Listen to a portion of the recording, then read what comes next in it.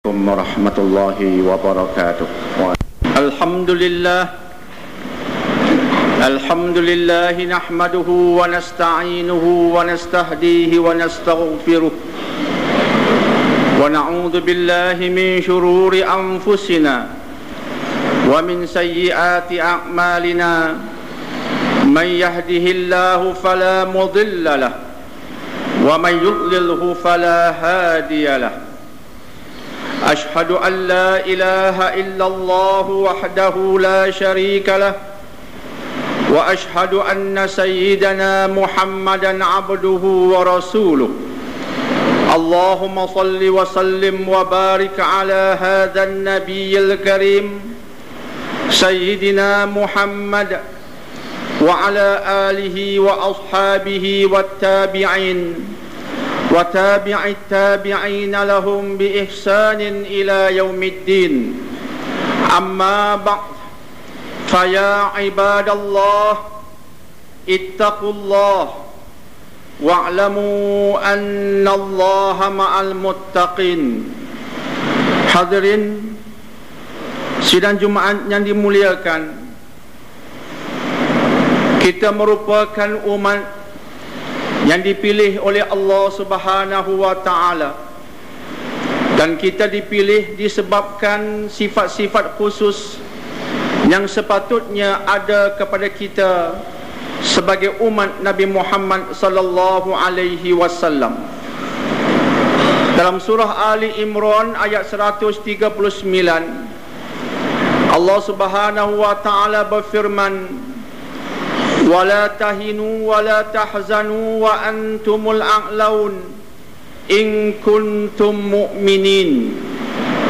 Dan janganlah kamu berasa lemah, dan janganlah kamu berduka cita, kerana kamu merupakan golongan tertinggi andai kata kamu benar-benar beriman.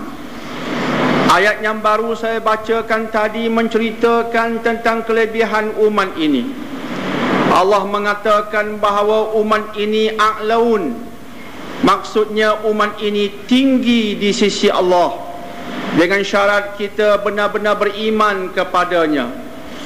Justru kehebatan umat ini dikaitkan dengan iman yang menjadikan kita sentiasa mengabdikan diri kepada Allah, iman yang sentiasa menjadikan kita berwaspada agar kita tidak terbabas melakukan perbuatan-perbuatan yang sumbang dan haram, dan iman yang sentiasa mengingatkan kita kepada Allah di mana saja kita berada. Di musim Ramadan kita rajin mengabdikan diri kepada Allah. Kita mengabdikan diri kepada Allah di musim Ramadan disebabkan iman yang menyebabkan kita mematuhi perintah Allah. Di musim Syawal sepatutnya iman yang bernyala dan menyinari hati kita meneruskan apa yang telah kita lakukan di musim Ramadan yang lepas. Iman menyebabkan kita meyakini bahawa pengabdian kepada Allah, amal ibadah dan juga amal kebajikan tidak hanya dikhususkan di musim Ramadan. Sebaliknya, iman menyebabkan kita mengabdikan diri kepadanya setiap bulan, setiap minggu, setiap hari dan setiap ketika. Dan ketika itu sajalah kita menjadi umat yang a'laun, umat yang tinggi berdasarkan iman yang mantap di jiwa kita. Itu pujian daripada Allah berdasarkan Ali Imran ayat 139. Dalam surah yang sama tapi ayat 110, Allah Subhanahu wa Ta'ala berkata, kuntum khaira ummatin ukhrijat linnas ta'muruna bil ma'ruf wa tanhauna 'anil munkari wa tu'minuna billah. Kamu merupakan sebaik-baik umat yang Allah keluarkan bagi manusia, dengan syarat kamu mengajak kepada ma'ruf, kamu mencegah kemungkaran, dan kamu beriman kepada Allah. Dalam ayat yang saya bacakan tadi menjelaskan kepada kita bahawa kita hanya menjadi super, kita hanya menjadi hebat, kita hanya menjadi agung dan unggul andai kata kita melaksanakan 3 agenda besar yang ditetapkan oleh Allah ke atas kita. Agenda yang pertama ialah kita mengajak kepada makruf. Agenda yang kedua ialah kita mencegah kemungkaran. Dan agenda yang ketiga ialah kita beriman kepada Allah Subhanahu wa taala. Ini menyebabkan kita menjadi umat yang cemerlang, gemilang dan terbilang. Tambahan daripada itu, dalam surah Al-Baqarah ayat 143, Allah menggelar kita sebagai ummatan wasata. Ummatan wasata ditafsirkan dalam kitab Al-Asas fi Tafsir karangan Al-Syekh Said Hawa sebagai umat terbaik lagi adil. Itulah tafsiran kepada ungkapan ummatan wasata. Sekaligus Allah menggelar kita sebagai umat terbaik yang kebaikannya itu tertonjol di sudut keadilannya. Kesemua ini, tuan-tuan hadirin sidang Jumaat yang dimuliakan, menjelas dan menampakkan kepada kita bahawa kita umat Islam bukan calang-calang umat. Kita merupakan contoh dan model bagi bangsa dan umat yang lain.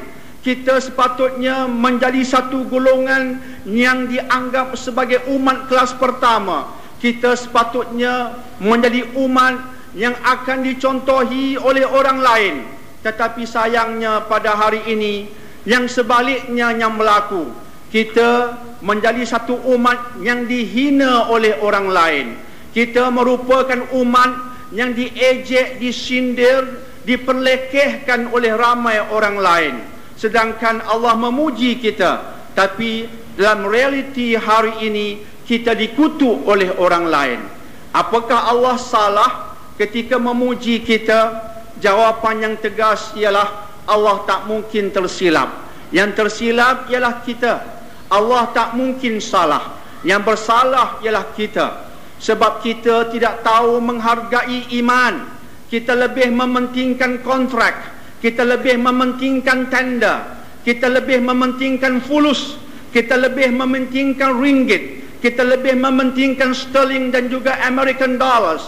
Kita lebih mementingkan yen. Dan kita langsung tak mementingkan iman di hati kita. Justru jika bertembung tuntutan iman dengan tuntutan duniawi, seringkali duniawilah pilihan kita. Walaupun pilihan kita itu melibatkan benda-benda yang haram, kita jadikannya sebagai pilihan kita jua. Walaupun iman sepatutnya menolak perbuatan-perbuatan yang haram.